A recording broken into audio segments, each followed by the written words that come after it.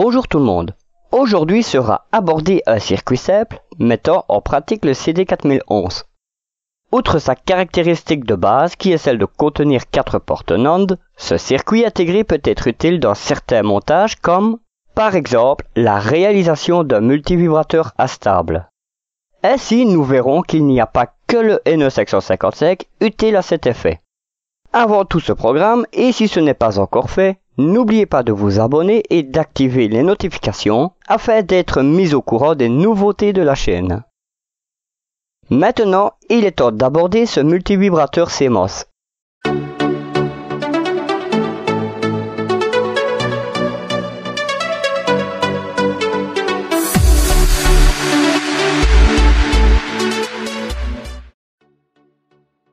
Le projet présenté ici est constitué d'un CD4011 et de quelques composants classiques tels que résistance, condensateur, transistors et LED. Cette dernière matérialise l'état de la sortie du circuit. Comme on peut le voir, c'est un montage qui ne prend pas trop de place, une petite platine suffit largement. Prenons connaissance du schéma de principe de notre projet. Dans ce circuit, 2 portes NAND sont reliées en série. Comme nous le voyons, elles sont montées en portes inverseuses car les entrées de chacune sont reliées entre elles. Ainsi, le signal présent sur les entrées des portes est inversé en sortie. La résistance R2 et le condensateur C2 permettent de régler la fréquence. Quant à la résistance R1, elle est utile pour stabiliser le montage. La sortie du circuit est reliée à la base d'un transistor via les résistances R3 et R4. Concernant le fonctionnement de ce circuit, la charge et décharge successive du condensateur C2 est possible grâce au basculement des 2 portes NAND. Ainsi, quand le circuit est sous tension et que les entrées 1 et 2 sont à l'état bas, la sortie broche 3 est placée à l'état haut. Cet état est reporté aux entrées 5 et 6. Par conséquent, la sortie broche 4 est placée à l'état bas. Le condensateur ne charge pas et la base du transistor est placée à l'état bas, la LED est éteinte. En même temps, si la sortie broche 3 est à l'état haut, le courant peut atteindre les entrées 1 et 2 via les résistances R2 et R1, basculant par la même occasion ces entrées à l'état haut. Maintenant, la sortie broche 3 est placée à l'état bas. Cet état est reporté aux entrées 5 et 6. Par conséquent, la sortie broche 4 est placée à l'état haut. Le condensateur se charge et la base du transistor est placée à l'état haut, la LED est allumée. Ce processus se déroule indéfiniment. À présent, réalisons le circuit petit à petit. Mais avant, voyons les calculs nécessaires pour la réalisation du projet. Pour l'exemple, j'ai voulu que la LED s'allume et c'était 1 fois par seconde. Par conséquent, la fréquence doit s'élever à 1 Hz. Ainsi, la fréquence d'oscillation est calculée à l'aide de cette formule. F égale E divisé par 2RCln3, où F est la fréquence d'oscillation, E est une constante, 2 sert à multiplier la valeur de RCln3, R est la valeur de la résistance R2 en ohm, C est la valeur du condensateur C2 en farad, et ln de 3, soit logarithme népérien de 3, équivaut à environ 1,1 et est une constante. Ainsi, le facteur d'amplification s'élève à 1 divisé par 2 fois 10 000 ohms fois 0,000047 farad fois 1,1, soit 1 divisé par 1,034, ce qui donne une fréquence d'oscillation s'élevant à environ 1 Hz. À présent, observons le schéma d'implantation du projet.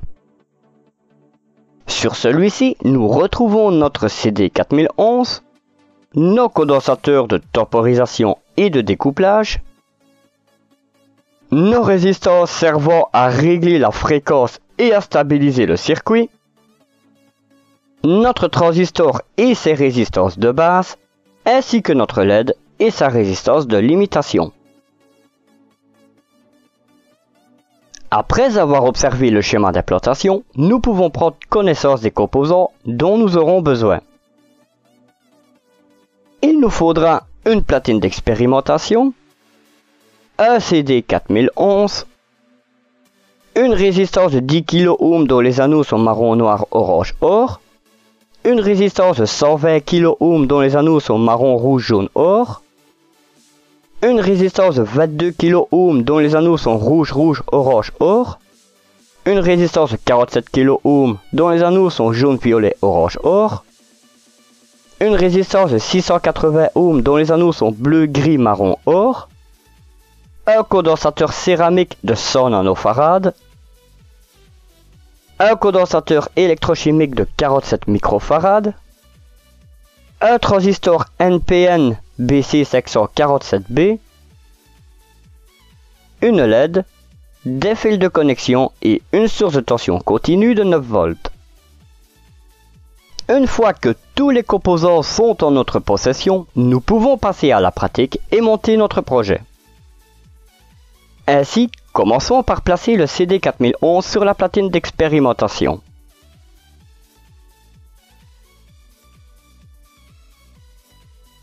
Relions la broche 14 au rail positif et les broches 7, 8, 9, 12 et 13 à la masse.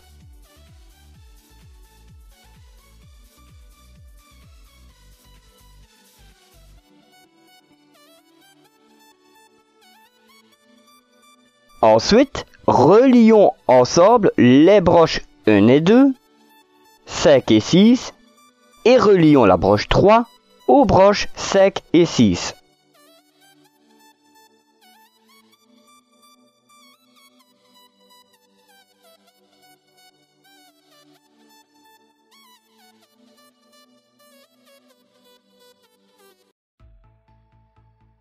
Maintenant, relions le condensateur de 100 nanofarad entre la broche 14 et la masse.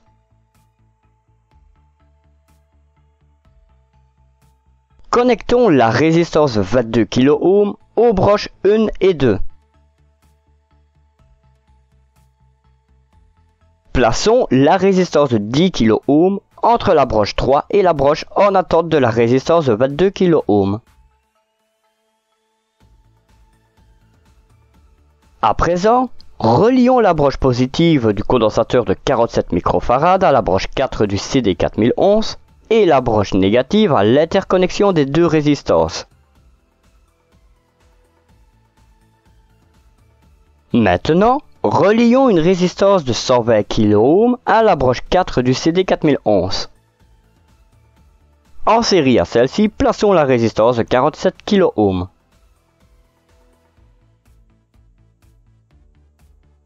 Continuons en reliant la base du transistor à la résistance de 47 kΩ. Connectons à la masse l'émetteur de ce transistor.